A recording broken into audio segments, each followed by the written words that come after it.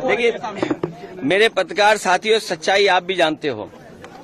Bharatiya Janata party साजिश, चुनाव से पहले भारतीय जनता पार्टी षड्यंत्र करना चाहती है चुनाव से पहले, और उनका लक्ष्य पहले दिन से रहा है कि समाजवादियों को कैसे बदनाम किया जाए, और खास कर के मुसलमानों को लेकर के उनकी जो सोच है वो अनडेमोक्रेटिक है, अनकॉन्स्टिट्यूशनल है। ये सोचिए एक मुख्यमंत्री योगी, तो इसका मतलब ये है कि अगर कोई योगी अगर वो लोकतंत्र पर भरोसा नहीं करता है और कॉन्स्टिट्यूशन पर भरोसा नहीं करता, वो योगी नहीं हो सकता है। मैं 3 घटनाओं का उदाहरण देना चाहता हूं आपके सामने। पहली घटना हाथरस, जिसमें एक साधु संत के कार्यक्रम के लिए परमिशन के लिए भारतीय जनता पार्टी के विधायक और नेताओं ने लिखा था, लेकिन जो प्रशासन को काम करना चाहिए था, जिस जिम्मेदारी से सुरक्षा और उन चीजों का इंतजाम करना था, वो नहीं किया, जिसका परिणाम ये हुआ कि बड़ी संख्या में लोगों की जान चली गई। न केवल जान गई है, उनका नुकसान हुआ बड़े पैमाने पर। बहुत से लोगों का हाथ पैर या जो भी नुकसान हुआ, उसका कोई मदद सरकार ने नहीं की। दूसरा, आपने देखा होगा गोमती नगर में, और जब मुख्यमंत्री ने सदन में ये कहा, सूची तो हालांकि बहुत लंबी थी, इसमें पुलिस का दोष कम है, पुलिस तो पूरी सूची दी थी, लेकिन भारतीय जनता पार्टी के जो मुख्यमंत्री और सरकार वो ये चाहती है कि पुलिस भी भारतीय जनता पार्टी की कार्यकर्ता बन जाए। ये जो नए तरह का काम हो रहा है कि पुलिस को भी ये भारतीय जनता पार्टी का कार्यकर्ता बना रहे हैं। जब पुलिस ने सूची दी सब नामों की, तो आखिरकार मुख्यमंत्री जी ने केवल यादव और मुस्लिम का नाम क्यों पढ़ा?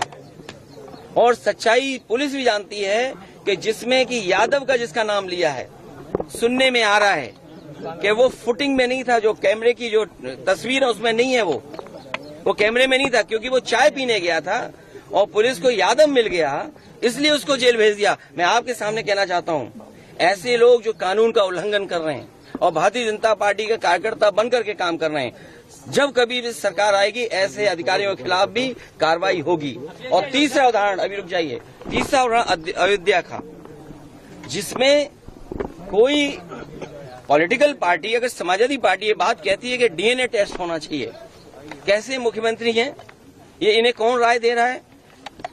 ये कानून किसका संशोधित है? ये इन्हीं का संशोधित कानून है 2023 का, जिसमें ये कहा गया है कि डीएनए टेस्ट होना चाहिए अगर 7 साल से ज्यादा किसी की सजा का कोई प्रावधान है तो क्या गलत मांगा? और उनके परिवार के लोग कह रहे हैं, और वहां भी पुलिस सच्चाई जानती है, हमारे पत्रकार साथी भी जानते हैं सच्चाई। वहां की पुलिस जब बीजेपी के इशारे पर और वो सच्चाई से अगर काम करना चाहते तो उन्होंने क्या किया? उन अधिकारियों के खिलाफ कार्रवाई कर दी। तमाम अधिकारी ऐसे हैं जो कह रहे हैं कि हमें तो नौकरी बचानी है, हम क्या करें? हम टेंशन में आ जाएं कि हम भी सर मार दें किसी आदमी के सर पे। आपने देखा नहीं बनारस में क्यूटो में क्या हुआ? अधिकारी पे इतना प्रेशर, इतना प्रेशर, इतना प्रेशर कि वो आकर के सर मार दिया उसके व्यापारी के। सोचिए आप, इसमें तमाम ऐसे लोग हैं, आप अकेले में बात करना कितने प्रेशर में जीवन जी रहे हैं। ये जो भार है इनके पास, मेडल, बैनर और ये तमाम लैनियार्ड और नेम प्लेट और तमाम उसके अलावा ऐसा भार है इनके ऊपर, ये काम नहीं कर सकते, न्याय नहीं दे सकते। और उसका परिणाम ये हुआ कि भेदभाव कर रहे हैं, और ये भेदभाव इसलिए कर रहे हैं कि इनको हर जगह राजनीति दिखाई दे रही है, वोट दिखाई दे रहा है। ये कितना भी कुछ कर लें, अब जनता को इनसे कोई उम्मीद नहीं है, और जब उम्मीद खत्म हो जाए किसी पॉलिटिकल पार्टी से, तो समझ लेना उनका सफाया होना निश्चित है।